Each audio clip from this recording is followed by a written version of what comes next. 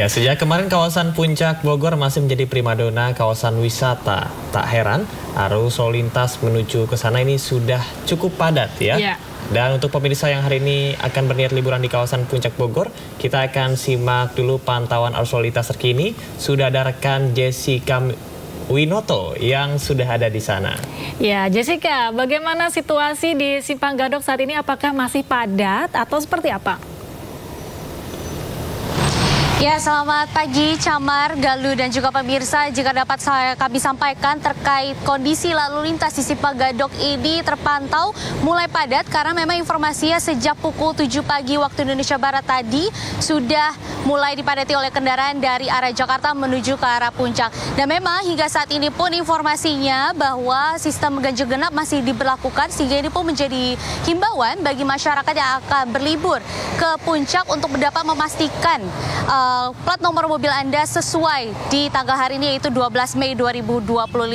Walaupun memang dapat kami sampaikan juga, kami juga melihat ada beberapa mobil yang masih menggunakan plat nomor mobil yang tidak sesuai, tetapi di mengarah ke Puncak itu sudah ada petugas lalu lintas pun jikalau sudah sesuai nomor plat mobilnya dapat melanjutkan perjalanannya, tetapi bila plat nomor mobilnya adalah ganjil, dapat diputar balikan dan melewati jalan alternatif lainnya. Lalu juga Galuh, Camar, dan juga pemirsa bahwa sistem ganjil genap ini hanya diberlakukan hingga pukul 9 pagi waktu Indonesia Barat nanti. Dan setelah itu akan diberlakukannya sistem one way dari arah Jakarta menuju ke Puncak hingga jam 1 siang waktu Indonesia Barat. Dan setelah itu pun sistem one way dari arah Puncak menuju Jakarta akan diberlakukan secara situasional. Jikalau nanti lalu lintas ya masih padat dan terjadi ketersendatan atau kemacetan yang cukup panjang, akan diberlakukan sistem one way dari arah Puncak menuju Jakarta. Dan memang kami akan tetap terus pantau kondisi terkini atau perkembangan lalu lintas di Simpang Gadok ini, apakah nanti semakin padat atau justru kebalikannya. Dan kami juga tetap menghimbau bagi masyarakat yang akan melakukan libur panjang atau melakukan berlibur ke arah Puncak ini dapat selalu memastikan kendaraan Anda dalam kondisi prima dan juga memperhatikan kecepatan Anda sehingga perjalanan pun dapat aman dan nyaman sampai ke tujuan. Camar, Galuh. Baik, terima kasih Jessica. Kami akan menunggu informasi terbaru dari Anda. Selamat bertugas kembali. Kembali di Studio Today, pemirsa, api suci Waisak tiba di Komplek Candi Mendut, Magelang, Jawa Tengah untuk disemayamkan. Ya, nantinya api suci Waisak akan dikirap ke Candi Agung Borobudur untuk perayaan Waisak.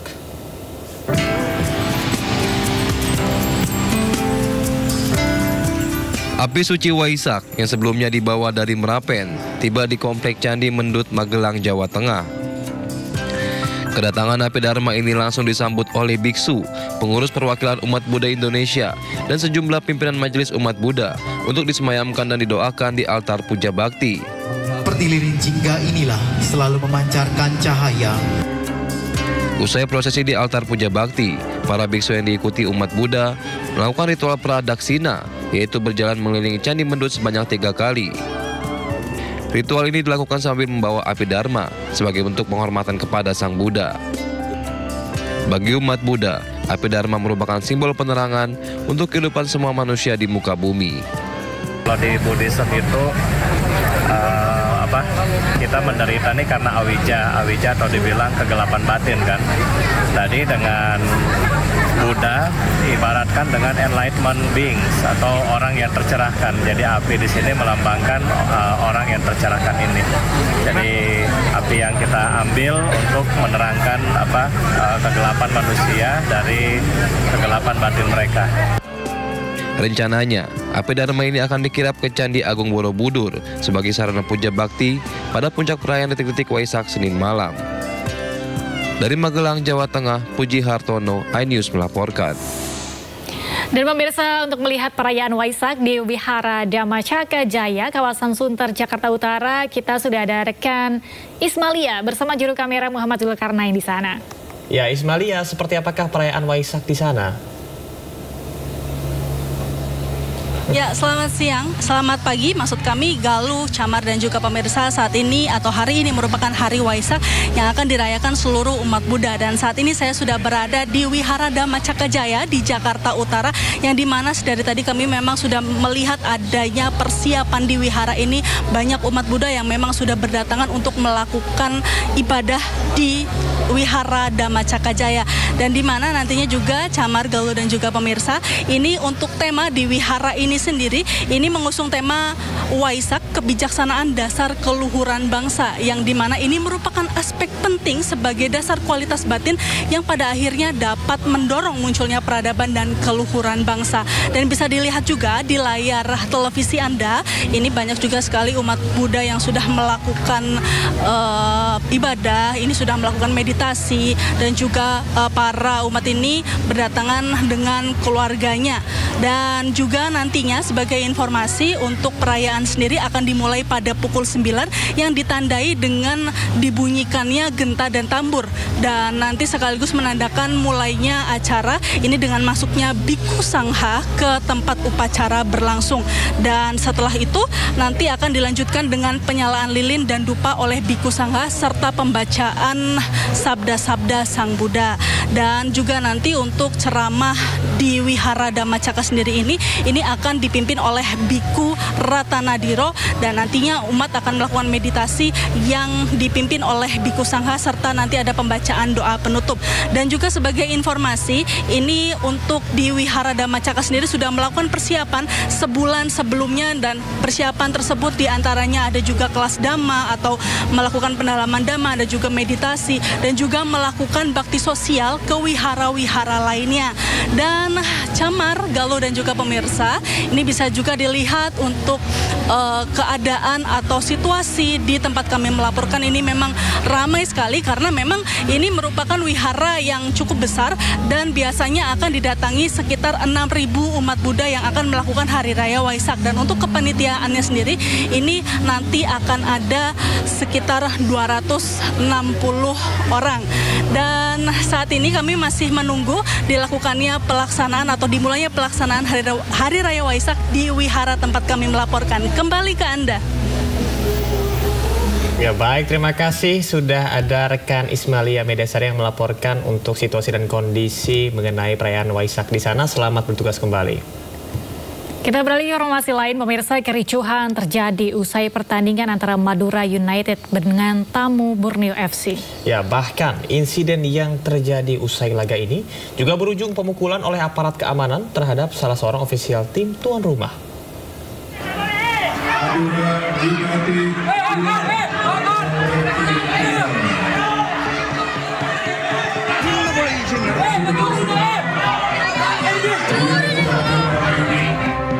Stadion Gelora Bangkalan tiba-tiba meledak beberapa saat usai pertandingan antara Madura United dengan tim tamu Borneo FC berakhir.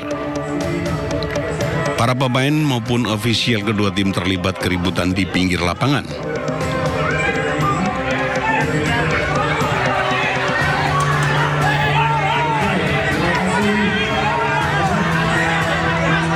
Insiden bermula saat wasit meniupkan peluit panjang tanda pertandingan usai dengan skor 2-3 untuk kemenangan Borneo FC. Diduga karena kegirangan bisa meraih kemenangan di kandang lawan, sejumlah ofisial tim tamu melakukan selebrasi berlebihan, bahkan hingga di depan bench pemain maupun ofisial tim tuan rumah. Selebrasi kemenangan provokatif inilah yang kemudian memantik emosi sebagian ofisial Madura United. Kondisi chaos pun langsung terjadi antara kedua tim. Aparat keamanan dan perangkat pertandingan pun berusaha meredam situasi panas kedua pihak. Meski sempat mereda, insiden kembali terjadi di lorong stadion menuju ruang ganti pemain.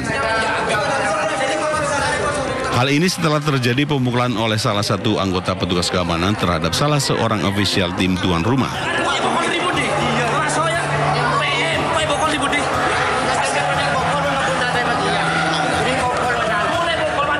Terpancing karena adanya ofisial dari tim Borneo yang memprovokasi teman-teman dari tim Madura.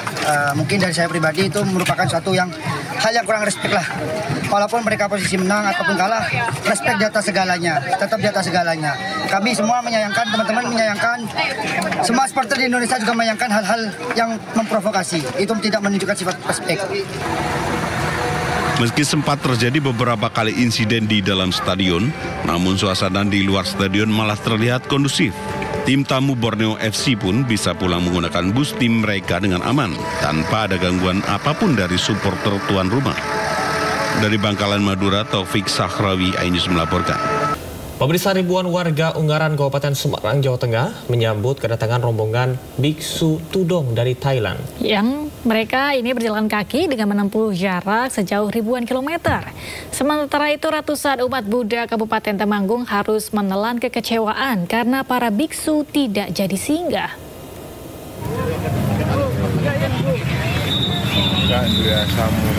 Namo Buddhaya.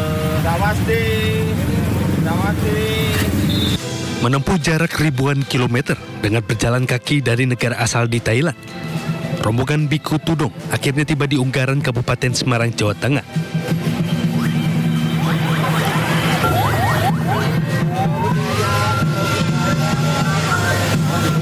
Kedatangan mereka langsung disambut meriah oleh ribuan warga Semarang, mulai dari sorak-sorai kegembiraan, menaburkan bunga hingga menyuguhkan atraksi barongsai. Sebelumnya ratusan umat Buddha di Kabupaten Temanggung, Jawa Tengah harus kecewa karena para biku tidak jadi mampir untuk singgah pada Jumat kemarin. Puluhan biku ini urung jalan kaki dan naik kendaraan menuju Magelang. Diduga karena kondisi cuaca panas dan faktor fisik membuat para biku ini naik kendaraan. Umat Buddha pun hanya bisa menyambut di pinggir jalan saat para biku melintas. Padahal sejumlah persiapan telah dilakukan, seperti jamuan makanan serta bekal untuk para biku yang singgah. Tudong adalah ritual perjalanan spiritual yang dilakukan umat Buddha atau Bante dengan berjalan kaki yang merupakan tradisi sejak zaman terdahulu sebagai bagian dalam menyambut perayaan Hari Raya Suci Waisak.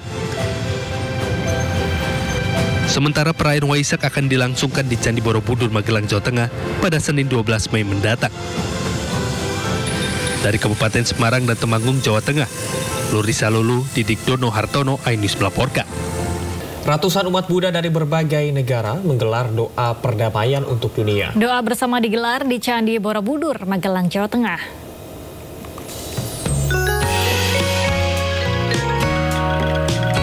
Ratusan umat Buddha dari berbagai negara khusyuk berdoa saat acara doa bersama untuk perdamaian dunia Nyingma Monlam Chenmo jelang perayaan Trisuci Waisak. Umat Buddha doa bersama di lapangan Aksobia, Kompleks Candi Borobudur, Jumat kemarin. Doa bersama ini diikuti 600 lebih umat Buddha yang berasal dari berbagai negara.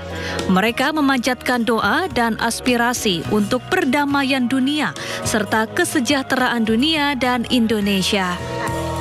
Ini adalah doa aspirasi untuk perdamaian dunia dan kesejahteraan dunia, untuk perdamaian Negara Kesatuan Republik Indonesia dan kesejahteraan Negara Kesatuan Republik Indonesia. Ini adalah doa aspirasi tahun ketiga yang kami lakukan.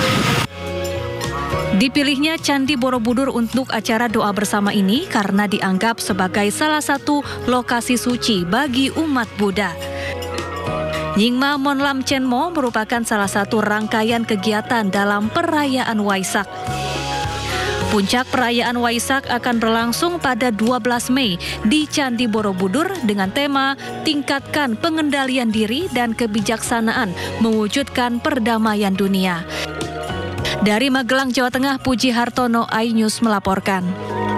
Ya, Galuh dan juga pemirsa, ini masih terkait dengan libur panjang Waisak. Arus lalu lintas di kawasan wisata Puncak pada pagi hari ini mulai menunjukkan peningkatan. Ya, meskipun tidak sepadat kemarin ya, namun antusiasme masyarakat untuk liburan ke Puncak masih tinggi.